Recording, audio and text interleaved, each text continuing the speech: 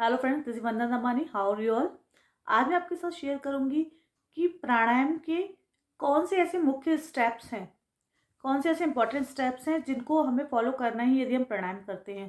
सबसे पहला है पूरक, फिर कुंभक, फिर रेचक, और फिर क्या है, बाह्य कुंभक, और एक होता है अंतः कुंभक। तो सबसे पहले हम पूरक करेंगे, मतलब सांस लेना। कुंभक या अंतः कुंभक मतलब सांस को अंदर रोकना। फिर रेचक मतलब सांस को छोड़ना। और सांस को छोड़ने के बाद जब हम ना सांस लेते हैं ना सांस छोड़ते हैं, उसको हम बोलते हैं बाह्य कुंभक। तो कितने स्टेप हो गए एक प्राणायाम में? सबसे पहले हो गया पूरक, फिर सांस को अंदर रोकना, क्या हो गया, अंत्य कुंभक। फिर सांस को बाहर छोड़ना हो गया रेचक। और बाहर छोड़ने के बाद सांस को रोकना, जब तक रोकना कि जब तक हमें ऐसा ना लगे कि अब हम बिना सांस के नहीं रह सकते, इसे कहते हैं बाह्य कुंभक। तो ये 4 स्टेप्स हैं। यदि आप ये फॉलो करते हैं तो आपका प्राणायाम 100% अच्छा होगा और आपको बेनिफिट्स भी ज़्यादा मिलेंगे। लेकिन ये आप लेकिन ये ऐसा नहीं होगा कि आपने आज ही प्राणायाम स्टार्ट करना कर आज से ही आपने शुरुआत करी है प्राणायाम की और आज ही आप बहुत देर तक सांस रोकने लग गए और बाहर छोड़ने के बाद फिर सांस रोकने रोकने लग गए। ये सब एक ही दिन में पॉसिबल नहीं होता है। ये धीरे धीरे प्रैक्टिस करने से होता है।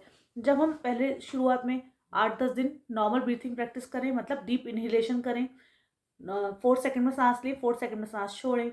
जब आप 10-15 दिन इसकी प्रैक्टिस कर लें, फिर उसके बाद आप सांस को रोकने का अभ्यास करें अंदर। 4 सेकंड में सांस लें, 4 सेकंड में सांस छोड़ें, और सांस रोके अंदर, और 8 सेकंड में सांस को बाहर छोड़ें। मतलब जितने सेकंड में आप अंदर ले रहे हो उससे दुगने रेशो में आपको सांस छोड़नी है, और जितने सेकंड में आप अंदर ले रहे हो उससे चौगुना आपको शरीर के अंदर रोकना है।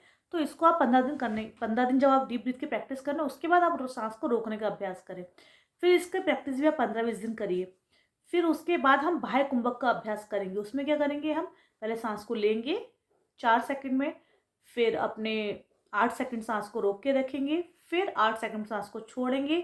छोड़ने के बाद 8 सेकंड तक, या जब तक आपको ऐसा ना लगे कि अब मैं सांस नहीं रोक सकता, तब तक आपको इसका अभ्यास करना है। और जब आप इसका एक राउंड कर लें, उसके बाद आपको